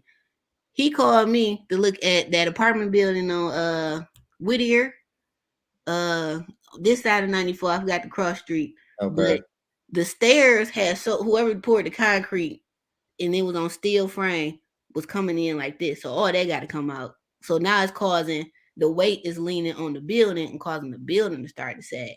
So of Wow. course he doing all this work, no permit, plumbing all wrong, pipes ain't even going back to the main plumbing source so the water can come up properly. Plugs in the wrong spot. Just he should have gutted it, but just gonna bust holes in all the wall. All these holes in the walls, you might as well tear them out, right? So then he ain't pulling no permits. Who put a big orange stop work order on there? The city of Detroit. Then he called me. He gave me $500 just to walk him to tell him what he need to correct. Which I took his money. Thank you for your services, and wrote it up and told him what to do. Then when he finally got in touch with his contractor, who was licensed and insured by the way, apparently had a crack habit, right? And OD'd on the best dope Detroit had to offer because he gave him 50 grand up front, but didn't want to pay me. Then I think my estimate fee was like $100. I just bust out laughing. I'm like, that's what you get. I don't feel no pity. He like, he don't feel bad for me, not a tear. Well, like That's what like you you said, get. I would have to fix it at the end, but I Always. just I just sometimes want to know where do you find those people? Like I just and I ask like how did you get in contact with this person? And it's always probably usually the person unfortunately that sold them the house. And it's Mm-hmm. most likely some type of relationship when it comes to that. Handymen are cool. Don't get me wrong. I use handyman for things, but HVAC, Yeah. plumbing, and electrical foundation work, you gotta be licensed, bonded, insured, and pull permits. And there's no way of getting around that. Like the Yeah, because you cheapest can't work is not get cheap always the out. best work. and if That's I the thing. may, Go ahead. we have, I mean, again, I'm gonna just, I don't know what people's visions are, but we have licensed, quality, black professionals along the entire real estate spectrum here. Facts. Right. Listen, we'll explain our services. We don't have to explain our fees. They're well earned, and we're Right. gonna we do what we do. We don't put work in. I don't put my time in these streets. I mean, and nobody, frankly, we got, put it this way. We've earned too much of goodwill, frankly, and reputation. Be trying to mess around with you with some funky dollars. Are you kidding me? There are other Right. people that'll take care of all that kind of crap for you and give you headaches. That's what Spend I tell hours you. in, Like, I'm not about to hours rip in my continuing name. education classes and everything else. Right. All these certifications and everything I got, and this engineering degree, I'm not about to risk none of this stuff. I don't work hard for nobody check, and I like my freedom. I can't go to prison. No, Right. I'm not gonna make it a day. I'm telling on everybody. So no, not gonna make it. All right. Somebody said I flew down and just drove around wheel drive at night next time, especially in the summer when it's like a holiday. That's the best time. But I like buying my houses in the winter because they cheaper because it's cold. It was 9 degrees this morning. Ain't nobody got Right. in no house. I mean, we are. Other people are because they know they can get their prices cheaper, but it's cold. Now, once April come, that's when the price gonna go up because the weather's starting to break and it's getting warmer. So, but I tell all my clients, you can try to buy in the wintertime, because you're gonna get better pricing. But I don't even tell my clients where to buy. Like, I give my opinion, but I'll always make sure I tell them, like, you need to make this decision. Absolutely. It ain't got nothing to do with me. But this is what I think, but don't go off what I think, go off of what you think and feel. And the ones who don't listen to us, they get played every time. And I concur with you. You and I have some of the very similar sayings. I say my value is informing you, not whether you buy it or not. I said, they says, why do you say that? I said, because the best business decision after I've informed you, because you paid me for my services and my insight, is you may go, no, I'm good. This is not it.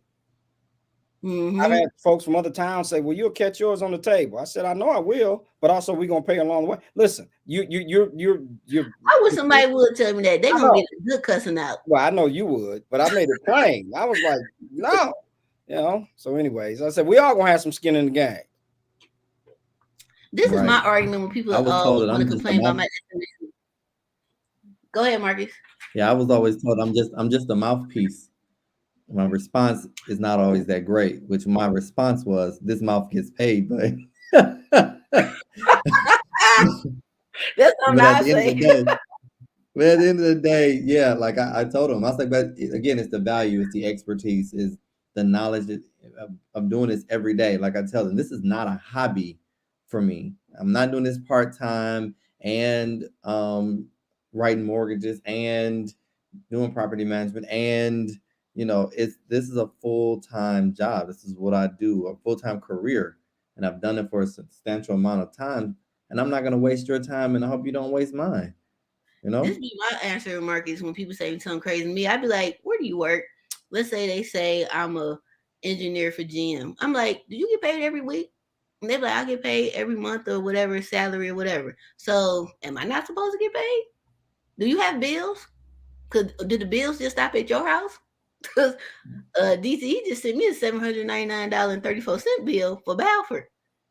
So they got to get paid. Like the lady who called me today, when she hit that 8-minute mark, I was like, hold on, player. This is getting into a consultation. When you done had 5 minutes. So here's the link. You have a blessed evening. I had another chick hit me up. She had to fire her own daddy to come do her land bank houses because he taking all day. She's like, girl, I'm just about to pay your fee, whatever it is. I don't care. I'm like, damn, your daddy? Like that's messed up. Funny, but messed up. And that's another thing about is those land bank houses is that people underestimate the work that it takes for them. They also try to play with the land bank. They're serious about those clauses that they put and those timelines. It was at one point when they first started, you might get some leeway, but as of now, they're serious. They've had too many people default on these land bank properties that was supposed to get them done and rehabbed. So you have to have the right team, and you have to stick to those timelines. Yeah, because the lady, she was saying that the contractor told her 30 grand for rehab. I'm like, okay, was this the kitchen? She's like, no, this is for a land bank house. I'm like, and what he do, kid with change orders? She was like, yeah. I was like, how much was they every change order? She's like, 10 grand, 15 grand. I'm like, yeah. So y'all think I be lying out here. This is what contractors do. They come in, lowball you, and then they gonna murder you on them change orders every time. I'm gonna come in high from the jump because I know what this gonna cost me to where I'm gonna minimize if we have any change orders at all. The only change order I cannot control is anything dealing with the foundation, because usually when I'm up in these houses, ain't no power on, ain't no nothing, so I can't really see that. That's unforeseen. And when I snake that pipe, and if I see something that's underground, I can't control that. But typically my numbers be spot on. My numbers so spot on to the point where the land bank ain't even giving an estimate no more, because them numbers was always wrong any damn way. Oh my God. Them numbers was retarded. Talking about I estimate 80,000. 80,000 was just, you could spend 80 grand and you ain't even put no drywall up. You could spend 80 grand on the house and that was just your mechanicals, depending on all what's wrong and stuff like that. So what I hear you saying, and what I hear also Marcus saying, and what we've heard from other What Up Though Fridays and the things that you say, this is a very deliberate process. This ain't hype. This ain't a YouTube video. This ain't, because you're feeling good about it and all that. This is, I mean, that can work, but this is a very deliberate process, right? A very deliberate process where you're doing planning, a very deliberate process where you're estimating your costs, a very deliberate process where you're putting some room in there for the oops, because there will be a oops, and a very Absolutely. deliberate process for hiring and developing a team. It's a Mhm. deliberate process. Yeah, my consultation last night I had with a gentleman. He was buying a 12-unit apartment building, and that's what we were talking about is a development plan. I said you should have this plan together. You need this information. The agent that he was working on, unfortunately, didn't give him the facts that you are responsible for the water bill for this entire unit. It's no way to split the water up. So initially, you are responsible for the water. If there's only one heating source, you're responsible for the gas bill for this building. You are responsible for the maintenance of the common areas and the units. A lot of people who buy these multifamilies and especially apartment buildings forget about your landscaping contracts, forget about the common area, keeping it clean and debris free and barrier free. That's again your property manager. That's your landscaping. That's a handyman. And most people think, oh, I'm going to hire someone that lives in the building to do this for me. That's a bad idea, because now you're seizing a personal relationship with them, and it gets very messy. Now they want money off their rent, and they feel like everybody's value is different. You know, if I sweep a hallway, I may say I want $100 off my rent, and you may think, well, that's only $25 job, and now you're going back and forth with a tenant when you should have never entered into a work contract. You have to keep those things separate. Mm-hmm. Like I told one of my agents the other day, my property managers, we do not hire tenants as employees or contractors or whatever for the company at all. We keep those relationships separate.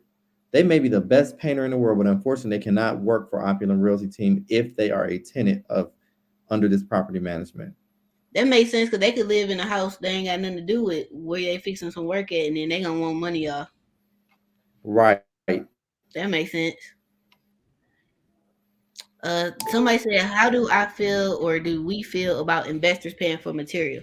I don't allow it. And the reason I don't allow it is I'm at Home Depot so much. You got one time to miss my damn call from a phone sale and I'm gonna lose it. So it's just best that I just buy my own material. And then if you don't know what you're buying and you get the wrong stuff, even if I give you a list and you still get the wrong stuff, that's gonna piss me off because you're gonna slow me down. So I don't allow it in my contracts. The only people I like when I do homeowner houses, I let them buy like they tile, vanities, toilets, stuff like that. Cause that's like finished work and that's at the end and it'll be exactly what they want. But other than that, nah, bro. That's just me. So I feel if you're an investor that got to buy your material, I don't want to do business with you anyway because you cheap. Because the only reason you're doing it is to save money, and you really ain't saving no money. Because if I send you $100,000 contract, material is probably 15% of that contract. The rest of that is labor, permits, dumpsters, and my GC fee. Because labor is always the majority of your rehab costs. Yeah. Materials ain't nothing. That's a small portion of the contract. Small Virginia Park house, my materials might have been 35,000. But with change orders, it was about 150 because labor. Right. And then you paying for good labor, skilled tradesmen or women that's licensed, insured, got their own car, they ain't got about a lunch every day. They got a phone. The phone ain't never been cut off. They ain't got baby mama drama and all that. And if they do, they handle it like grown adults. Like, And once they get ain't doing their it. draw on Thursday, you don't not see them again until Sunday or Monday because they went and got high and did everything else. And they Right. ain't at work high, and they ain't at work smelling like straight up wino. So, and if they are, that's fine because they signed the liability. So if they get hurt, you're bad. But that's how I feel about investors. That kind of went off, but Well, on my end, as far as with property management, I did allow investors sometimes to buy materials, but now this year I'm not, only because of the fact that I had a couple of investors, and I didn't, again, about restructuring, I did not realize pretty much they wanted me to take inventory and send them back what wasn't used and all that. We don't have time for that. So now mhm. no longer allowing them to buy the materials. I will provide, because Home Depot, when we go, a materials list. I can give you some of that, but even that, it's like you just have to. The invoice is what it is, the material and the labor cost. But no, because I'm not sending anything back anymore. That's a waste of time on all parts for everybody. I agree with that. Yeah, you ain't buying nothing. Nope. And if you gotta buy it, like I said, I'm not the contractor for you. Feel free to buy somebody else. Am I offended? Nope. Because all I'm gonna do is take a nap. Because I'm gonna get my sleep. Everybody know that. I'm nap queen. It says any good hard money lenders and commercial lenders for refinances you recommend. Yeah, I put it in the comments. The link to my site with preferred funding group. They're amazing. I'm gonna see when I can get him back on the call for this year because he said they got newer stuff since it's first quarter compared to the end of the year, last quarter stuff. So it's always different deals. But yeah, I'm gonna definitely try to get Brandon back on soon and see if he'll come speak at Detroit Real Estate Weekend too because he's just in Chicago, so they ain't that far. All right, on the gram, somebody says so you need about 100K to get started on the land bank. Correct, at least, and that really ain't enough. Because if it depends on the size of the house, but a typical full gut in Detroit right now is gonna cost you at least 100,000, and that's usually with the contractor that's in there doing the work, him or herself, right? Because that's gonna keep the cost down. But if it's a company like me, you're looking at no less than 150. And then if you're going across 8 miles to other people, you're looking at 250 for the same house for the same work. Cause they gonna tax you for coming into Detroit every single day. Cause one, they don't really want to work in Detroit unless it's a historical neighborhood. They not coming on Westbrook and Puritan. It ain't Right, happening. right. I mean Westbrook and Pembroke. Well, you said Puritan too. That's All Westbrook that. go that far. They ain't coming over there. Me, I go all over the city because I'm from here. All my subs is from Detroit, so we don't care. We know how to operate and maneuver in the city, so it don't matter. So, but them others, they is gonna tech. And I done seen these bids from contractors. My bid to be like 175, and they bid to be 350. Same work. So let me just kind of go this route because some people may be thinking, "Oh, that's crazy." I mean, that's a lot of money. Mm-hmm. It's for the best. Right now, we have a house at Asia Rehab. All the work has permits, and after the permit is closed, you get a certificate of approval or acceptance, Mm-hmm. and that shows that the city came out and approved this work. We're selling this home now.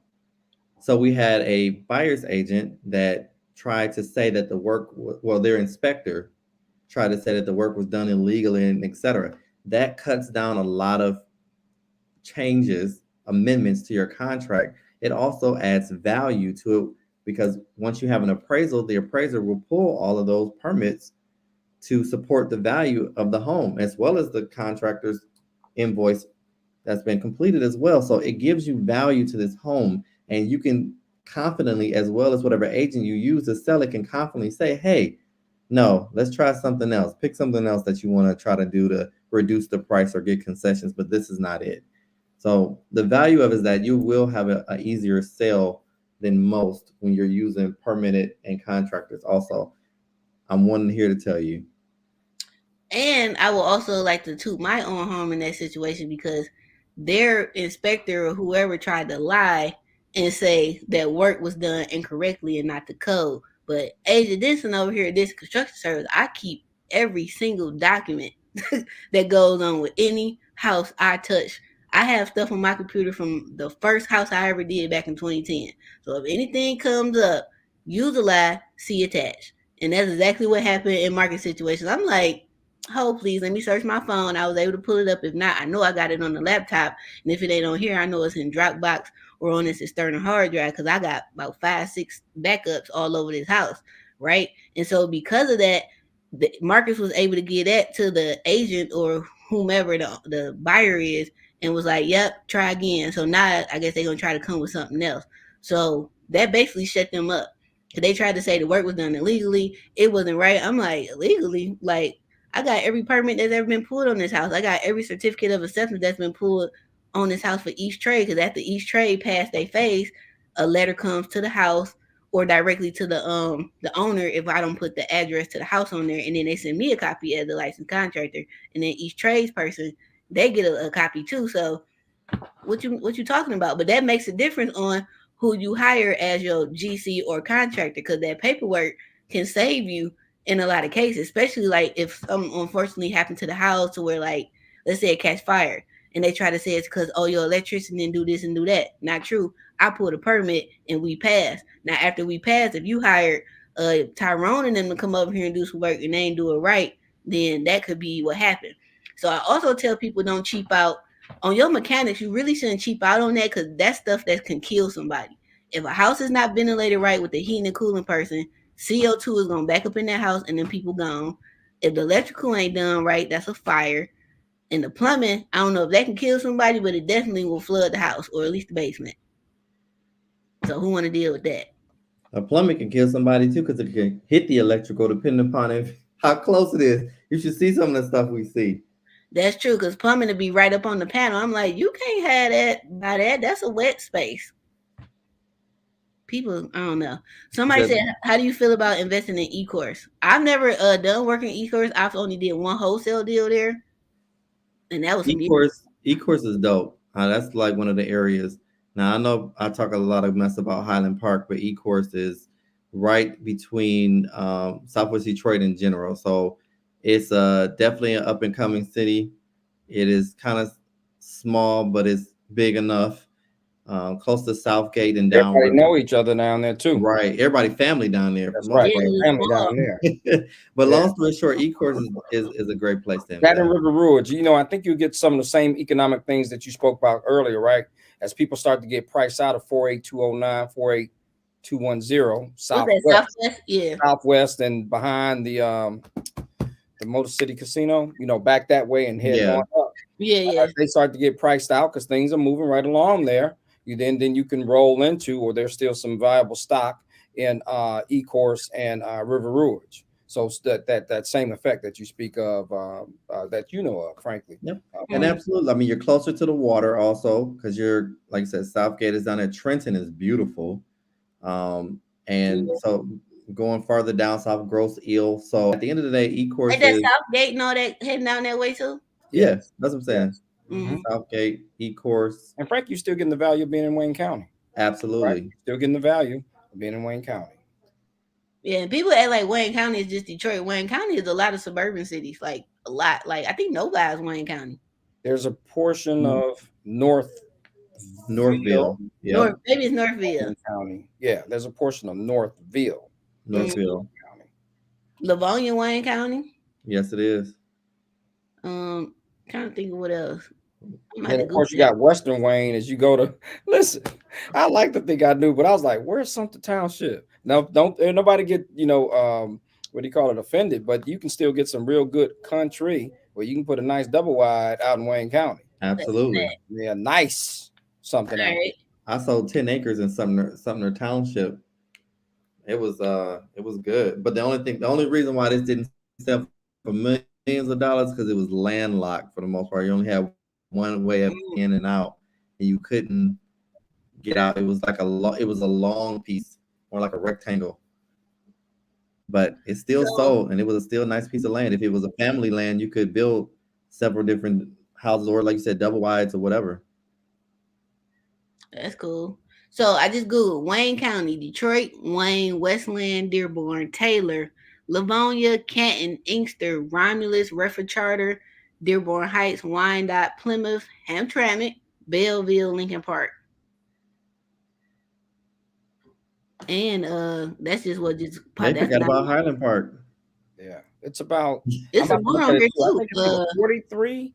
Gross Field, Ecorse, Gross Point, Flat Yeah. Rock, Yeah. Hamtramck, Garden City, Harper Woods. I thought Harper Woods was Macomb. Nope. So I didn't know that. Dearborn Heights. So yeah. Wayne County covers a lot. So that Wayne County tax auction includes some of them cities too then. Always have. See, people sleeping on that then because And they let me just tell Wayne you, County it be even Detroit. included a stack on Gross Hill, even though it was Yes. number woods and everything. And I was like, let me drive down here to take a look. I got validated because, of course, I got outbidded, but I knew I Yeah. had a good nose. Gross Hill is Gross Hill. Bob Lowe Right was right up on on the the water. side. Yeah, Ain't it a bridge down there? yeah, it is. Yeah. You know, but And Trenton. Trenton was hot 1.2 as far as when it came to the tax sale. People slept on Trenton. I had put a bin in on a couple of properties that were right off of Jefferson and Trenton. I lost them. But like you said, Ponce, it wasn't that much. Oh, somebody said every house get a file. Yeah, for real. So I sent out an email to every client when I started like, hey, thank you for choosing me as your contractor. Please keep up with this link because everybody get a Dropbox link in this day folder with everything that go in that house. So it's all the before pictures, during, after, any videos that most of the videos go on like YouTube or something. So I just send them those links and then all the documents. So everything go to that. And then I send it in the email too, but that's how I keep up with a lot of stuff. And then everything that's in Dropbox is on my laptop, backed up on the cloud, backed up on Dropbox, backed up on my external, and then backed up on little thumb drive. So I got files everywhere because I remember when Katrina happened when I was in school and the businesses was on the news talking about how they lost everything. And that like stuck in my head. So if something ever happened, I know I can grab that external hard drive, the hell with this laptop, and I still got that. The only thing is you got to remember to back it up. So I try to do it once a month, which this is reminding me to do it because I ain't did it in a minute. So this is my reminder. Hold on, what else somebody say? Oh, you answered about River Rules. Wayne and Wyandotte is hot. That's a fact. Oh, we almost done. We got like 13 minutes. I want to hire a contractor, but I'm not dealing with these handyman for sure. What else? I think my estimate fee about to go up. So I'm at $250. I think I might have to go to $5 because the offer I just got to do 200 houses is crazy. I was like, y'all gonna pay me what? They gave me a range, and the range was very, very nice to that I could be like F everybody house. You muted, Clancy. There you go. I'm getting to it. Good job. There you go. Volume as you elevate. We talked about this. Now, if you will, but then you got to incorporate staff in order so you can stay focused on what the real deal is, so they can take care of. Of course, you're still gonna have that, but then you reallocate that stuff and keep on going. Yep. So that's why I'm like, I gotta hire staff. I'm gonna talk to some other contractors I know that do good scopes of work because I really just need them to give me the measurements and then I write everything up. But I'm gonna pay good because I want you to get off your butt and go do it. See, I think yours is gonna be. Go ahead. I'm sorry. Go ahead, Mark. I was just saying, Asia. I was just saying that yours is gonna run more efficient because you already have a lot of the systems in place. For somebody like myself, I was out in the streets, so I had to take myself out the streets and put the system in place to learn how to do more of the admin things. So I think when you do expand your team, it's going to be almost flawless for you. So I'm excited to see who you bring on. Yeah, I've been talking to Jay and Ken with Built to Flip, so I'm probably gonna reach out to them. I'm gonna reach out to Swift Construction. That's my boy Johnny and them. And he the only licensed person that I know that can teach safety classes that's black. Like he done did safety classes for what's them big ones, Polden and all them, Toby Construction, like them big boys. So that's major because that's who I'm gonna talk because he teach the OSHA 30 and OSHA 10 too, Marcus. So I reached out to him to see when his next class is because I'd rather get him my money than somebody else because he one of us. So if possible. But anybody on here that's watching, if y'all know of any modular home companies, please put it in the comments so we can go get this certification. Cause the ones I've been reaching out to ain't been contacting me back. The only one we know of for sure is in Pennsylvania. I forgot what town. The one me and Marcus went to that was what, 19? Yeah, I believe it was in 19. Yeah, 19. Might have been. Yeah, it was 19. Yeah, he was right. Yeah, cause COVID had hit and they was about to do the class and then they stopped. So whoever called me back first, we would come and visit out of state. That's fine. The same for container homes, all that. So I'm putting the word out here into the social media verse. Let me see if we got any more questions. Y'all got anything else to say, Ponce Marcus? We got 10 minutes. Any last thought? Sure. What we've demonstrated, what you've demonstrated, what Marcus has demonstrated is it's a deliberate process. You don't have to do it all. You're in charge of it all, but you don't have to do it all. You build Right. that team, you hold people accountable, but then you also execute that work. And then also partnering. I just heard what you just talked about. It's like partner, even if it's just partner for that, a joint venture or whatever you want to call it. I don't want to use technical terms, but partnering. Okay, somebody does this thing very well. Let's partner on this thing and then make this happen, get across the finish line. There's still opportunity here in Detroit, in the Metro Detroit area, in Wayne County, and in the Detroit area. You know, but come prepared. Use us or use folks like us. Frankly, we Yeah. all need. It's plenty to eat. Use folks like us, Right. and do it right the first time. Facts. I tell people that all the time. Like, look, you ain't gotta hire me. I don't really care if you hire me or not. Whoever you hire better know what the hell they doing. That's really what matters. Like, you do not, and I've been big on that since day one. I done been broke and then told somebody else to hire whoever they want. But that's just how confident I am in what I can do, what y'all can do. If I can't do it, I can find out who can do it. That's actually got morals and values and that operates their business with integrity, which is huge. And I don't think you can put a price on integrity because there's a lot of, unfortunately, it's more bad contractors than there is good. Just like I'm pretty sure with attorneys and lawyers and realtors and stuff. I'm not sure, but I'm sure it is. But construction Yes. is way more bad than good. Yeah. And then even dealing with other realtors, like just with me trying to see a house that somebody paid me with an estimate, it takes. I'm like, sir, you can't give me no lockbox code. You can't meet me over there. Like, why is it taking so long for me to get a response out of you so I can schedule this for my client, just so I can go in here and give an estimate? Like, so I refer them to Marcus. Who else? Our boy Charles Ryan, Reggie P, like other good Reggie, brokers yeah. that I know in Detroit that's been around for some years and know what the hell they doing and they got your back and gonna do right by you. But everybody don't operate with integrity. That's for sure. Right. Yeah, just my only thing is to do your homework, ask questions, and you don't Mm-hmm. have to jump on that. Just because a wholesaler or somebody tells you it's a great deal, you need to act right now. You don't have to act right now. Take your time. We get a ton of them that come through. If that one's for you, it'll be for you. If it's not, it'll move on. You'll find another one soon. But take your time, do your research, let people, do these inspections, look over the reports, contact someone if you need to. Just do your homework. That's it. And build a team. If you can try to build a team before you actually purchase, that's even better. And it Yeah. all starts off with consultation fees, and which starts off with conversations, and you can go from there. My biggest thing is you can take your time, but you also need to hurry up because you got some people that just over research. Overanalyze. Overthink it. Yeah, Yeah. they over analyze it and then Paralysis by analysis. there you Right. go. They so scared that they just don't. I'm like, look, ain't no perfect deal. Okay, so you can hang that up. No. Ain't no perfect deal. Let's get on in the water. You've done what you Right. need to do. Let's go. It's the deal that makes sense for you and what you can afford. I'm gonna say that. And then like if you got the good team, you ain't got, like if you hire us, you ain't got nothing to worry about. We gonna take care of you. Make sure you straight. Like you Gucci, you gonna get updates. You can get me on the phone or text. The text might come from me at midnight because I just woke up from my nap, but you will get a response. Okay. Mhm. But the point is you have to hire the right team. And then you have to do your part. So as a contractor, it got to be some type of trust. I got to trust that you're going to pay me, and then you have to trust that I'm going to do my part. But you got one time for me to request payment, and my money ain't there within 3 business days. We packing up shop, and you gonna have a lien on your house by the 4th business day. Ask Marcus, I done did it a lot.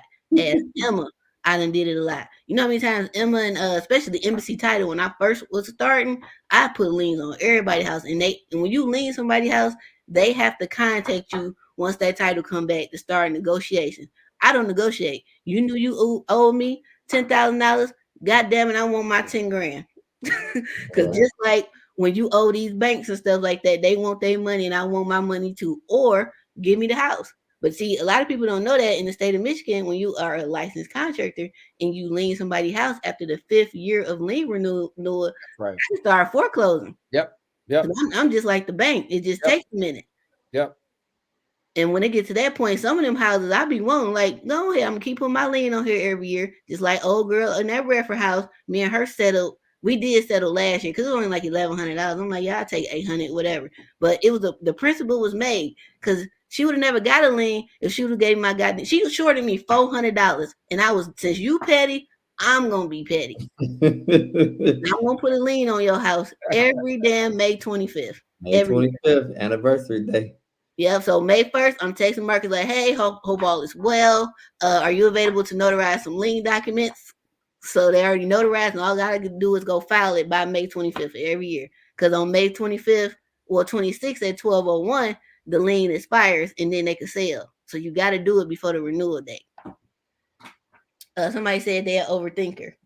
You got to work on that, man. Like, sometimes you got to just leap, man. You got to jump. You do. It's real estate. It's investing. You can't overthink it sometimes.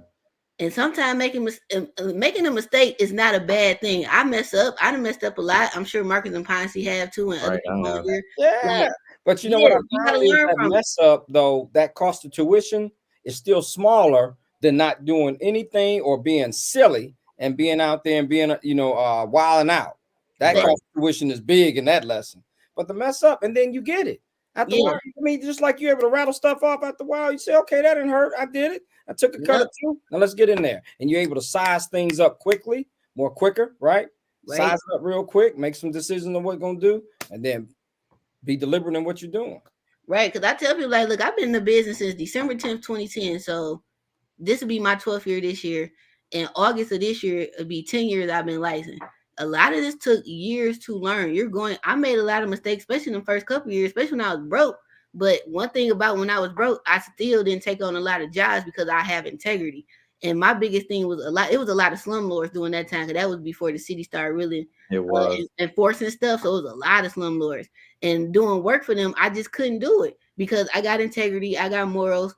I'm from Detroit. You want me to fix this house up, which I know is going to be even more inhabitable than what it is because you cheap and don't want to pay for quality work. And I'm fixing up a house to somebody that looks like me that's living there. Like, I couldn't do that. Now, there's some other black contractors out here who did, I'm sure, because they got it done, but I couldn't do it. And my team, they operated like that too. And it was a lot of broke years because of that. But once 2018 happened, 2017, my name started getting more popular out there. And that's when people started really getting fucked over. And then they're like, well, look, Asia gonna tax you, but you ain't got nothing to worry about. Your house gonna be right. So that's when the quality start mattering more than the dollar, which it really should. At least I think, because if you're gonna pay twice, then you don't pay more anyway. Somebody said, how do I feel about where I answered that? Overthinker. Oh, no more new comments. Oh, do we work on FHA homes? Yeah, I've done FHA jobs. I've done 203K loans.